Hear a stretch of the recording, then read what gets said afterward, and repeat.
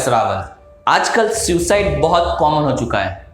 पहले तो foreign countries में होता था, अभी तो भारत में भी शुरू हो गया। लेकिन सुसाइड इज नॉट जस्टिफाइड। जो लोग मोड ऑफ इग्नोरेंस में रहते हैं वही सिंफुल एक्ट करते हैं, और सुसाइड एक सिंफुल एक्ट है।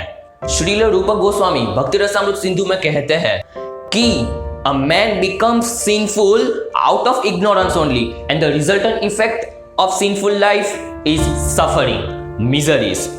अगर कोई व्यक्ति स्टेट के, कंट्री के स्टैंडर्ड लॉस को तोड़ता है तो वो क्रिमिनल गिना जाता है। वैसे ही नेचर हमको एक पर्टिकुलर बॉडी देता है उसमें रहने के लिए, for a certain period of days और for a certain period of years. लेकिन सुसाइड मतलब कि हम नेचर के लॉस के अगेंस्ट जाते हैं, हम सुसाइड करते हैं और अपनी ड्यूरेशन ऑफ लाइफ को अनटाइमली स्टॉप करते हैं, और इसी की वजह से हम क्रिमिनल माने जाते हैं। और जब कोई व्यक्ति स्टैंडर्ड लॉस को तोड़ता है तब उसको पनिशमेंट मिलती ही है। और सुसाइड चूंकि एक सिंफुल एक्ट है, वो एक लॉ को तोड़ता है, उसी की वजह से नेचर हमको पनिशमेंट देती है।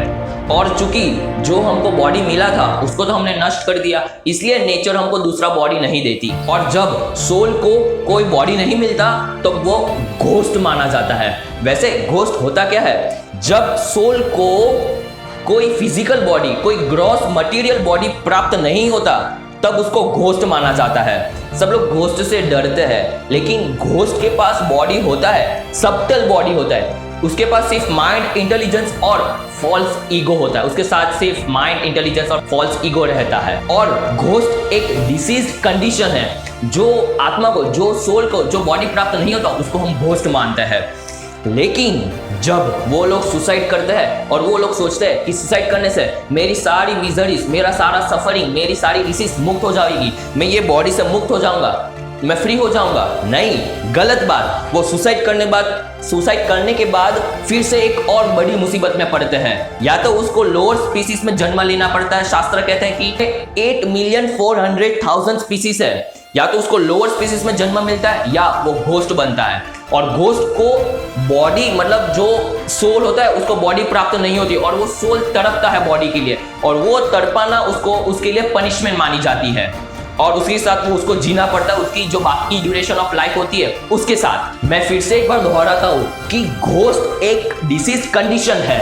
जब सोल को कोई बॉडी प्राप्त नहीं होता, उसके पास मटेरियल ग्रॉस बॉडी नहीं होती, तब उसको हम घोस्ट मानते हैं। सोल घोस्ट के स्टेट में मेंटल मटेरियल लाइफ रहता है, जीता है, और उसके साथ माइंड, इंटेलिजेंस और फॉल्स ईगो साथ साथ में रहता है।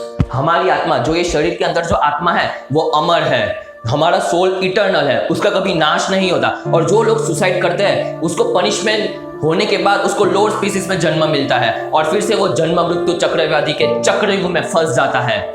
इसीलिए मैं कहता हूं कि suicide, by doing suicide you are not escaping your soul, you are killing your soul. क्योंकि जब ह्यूमन बॉडी, ह्यूमन लाइफ मिलता है, उसका एक ही कॉन्स्टिट्यूशनल पोजीशन है कि we are the servant of Lord and we have to do our proper duty of going back to Godhead. और लेकिन वो सुसाइड करता है तो वो चक्रव्यूह में घुस जाता है, और उसको करोड़ों अबजों जन्म के बाद एक ह्यूमन लाइफ फिर से प्राप्त होता है, और उसको तब चांस मिलता है to going back to Godhead. इसलिए मैं बार बार कह रहा हूं फिर से कि you are not escaping your soul by doing suicide, you are killing your soul. जब बड़े बड़े लोग सुसाइड करते हैं, जैसे कि सुशांत सिंह राजपूत, उसको सुसाइड करने के बाद ज्यादा पब्लिसिटी मिली। उसके पीछे एक साउथ के हीरो ने भी सुसाइड किया। सुशांत सिंह राजपूत के पीछे उसकी एक फ्रेंड ने सुसाइड किया। लॉकडाउन के कारण, फाइनेंशियल कंडीशन वीक होने के कारण एक पिता ने अपने बच्चे को मारकर सुसाइड किया। वैसे कितने सुसाइड होते हैं? Suicide is the most abominable and sinful act in human form of life. ठीक है, तो हम समझते हैं कि लोगों को सुसाइड करने जैसा कमजोर विचार आता क्यों है। भगवान श्री कृष्ण कहते हैं अर्जुन को, भगवत गीता में श्लोक नंबर 2.62, ध्यायतो विषयान् पुंसा संगस्तेषु उपजायते संगात् संजायात् काम क्रोधो भी जायते। मतलब हम जो सेंस ऑब्जेक्ट पर बहुत चिंतन करते हैं, ध्यायतो विषयान् पुंसा, जो विषय के, जो सेंस ऑब्जेक्ट के विषयों पर हम बहुत चिंतन करते हैं, उसकी वजह से हमको अटैचमेंट डेवलप होता है। अटैचमेंट के कारण हमको काम मतलब लस्ट उत्पन्न होता है और लस्ट के कारण हमको गुस्सा आता है। काम क्रोधो भी जायते। कैसे? जब हमको वो चीज प्राप्त नहीं होती जिस पर हमारा बहुत अटैचमेंट है और अटैचमेंट के कारण हमको लस्ट डेवलप होती है, वो चीज हमको जब प्राप्त नहीं होती तब हमको गुस्सा आता है। लोग कहते हैं ना कि क्रोध हमारा शत्रु है। मैं आपको समझाता हूँ कैसे शत्रु है। भगवद गीता 2.63 लॉर्ड श्री कृष्णा टू अर्जुना, क्रोधात् भवति समोहः समोहात् स्मृति विभ्रमः स्मृति भ्रमशात् बुद्धि नाशो बुद्धि नाशात् प्रणश्यति। मतलब जब क्रोध आता है, क्रोध आने के बाद हमको मोह उत्पन्न होता है। मोह मतलब माया, इल्यूजन, और इल्यूजन के कारण हमारी स्मृति शक्ति विभ्रम हो जाती है और जब स्मृति शक्ति भ्रमित हो जाती है उसके कारण हमारी बुद्धि नष्ट हो जाती है और जब बुद्धि नष्ट होती है तब फिर से एक व्यक्ति पुनः भवकूप में गिर जाता है। वो फिर से नीचे गिरता है, फॉल्स डाउन प्रणश्यति, नीचे गिरता है मटीरियल पूल में। देखो, मोटा मोटा मुद्दा यह है कि जब किसी को कोई क्रोध आता है कि क्रोध आने के बाद हमारी बुद्धि नष्ट होती है और बुद्धि नष्ट होने के बाद हम ऐसे कमजोर सुसाइड जैसे स्टेप लेने लगते हैं। तो हमको करना क्या है कि ऐसे कमजोर विचार ना आए, उसके लिए सिंपल सा स्टेप है कि बहुत चिंतन उसके बारे में मत करो। क्योंकि जब आप बहुत चिंतन करते हो, ध्यान तो जब बहुत चिंतन करते हो तब अटैचमेंट होता है, जब अटैचमेंट होता है तब एक लस्ट उत्पन्न होता है और जब लस्ट उत्पन्न होता है तब हमको गुस्सा आता है क्योंकि वो चीज हमको मिलती नहीं है और जब गुस्सा आता है तब हमारी बुद्धि नष्ट होती है और जब बुद्धि नष्ट होती है तो हमारे से स्टेप लेने लगते हैं। तो बस चिंतन मत करो बहुत ज्यादा। भगवान कहते हैं अर्जुन को, भगवद गीता 2.47 श्लोक नंबर, कर्मण्येवाधिकारस्ते मा फलेषु कदाचन मा कर्म फले हेतुर्भुर्मा ते संगोस्त्व कर्मणि। मतलब भगवान श्री कृष्ण कहते हैं अर्जुन को कि तुम अपने कर्म करने के अधिकारी हो किंतु कर्मों के फलों के तुम अधिकारी नहीं हो। ना ही तुम अपने आप को अपने कर्मों के फलों का कारण समझो, ना ही कर्म ना करने में कभी आसक्त हो। तो हमको यही समझना है कि हमको कर्म करना, हमारी प्रिस्क्राइब ड्यूटीज करनी है। स्टूडेंट्स लोग अपनी एग्जाम्स तो देते हैं लेकिन बहुत चिंतन करते अपने रिजल्ट के बारे में। हमको अपना रिजल्ट के बारे में बहुत चिंतन नहीं करना है। भगवान कहते हैं कि तुम अपने कर्मों के फलों के अधिकारी नहीं हो। हाँ, इसलिए हम अपने रिजल्ट के अधिकारी नहीं है, ना ही तुम अपने कर्मों के फलों का कारण समझो।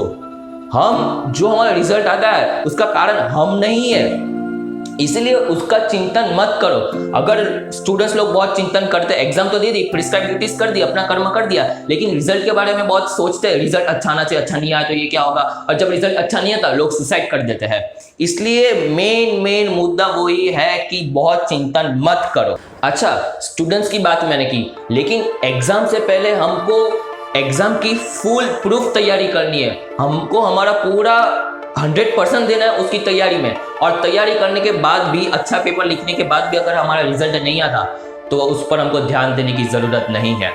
अच्छा, एक व्यक्ति ने, एक स्टार है, हीरो है, एक्टर है, उसने अभी कहा कि लंबी छलांग तो हम भी मार सकते हैं, हमें सिर्फ खेलने का मैदान दे दो। मैं कहता हूँ कि मैदान तो वो लोग मांगते जिसकी मंजिल छत हो। मतलब सीढ़ी तो उसी के लिए चाहिए, क्या सीढ़ी आप तो उसके लिए चाहिए जिसकी मंजिल छत हो। मेरी मंजिल तो आसमान है, रास्ता मुझे खुद बनाना है, ऐसा बुलंद होना चाहिए। और जब आपकी कामयाबी और मेहनत को देखकर 4 लोग करते हैं बुराई, तब समझ लेना, क्या, हाँ, तब तुम समझ लेना कि तुमने मचाई है तबाही।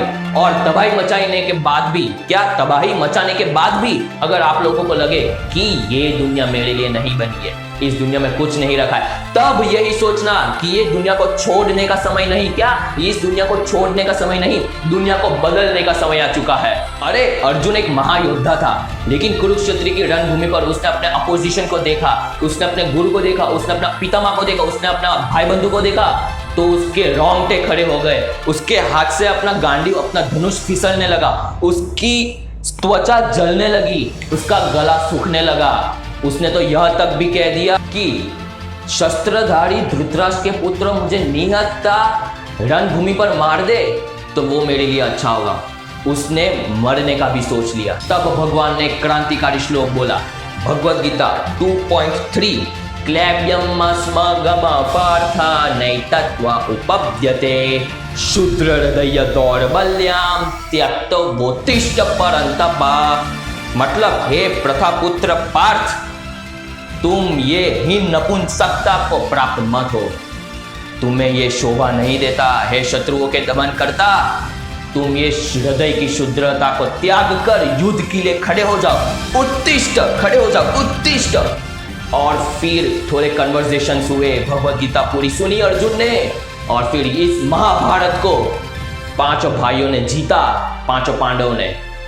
ये भगवत गीता एक महा मोटिवेशनल बुक है।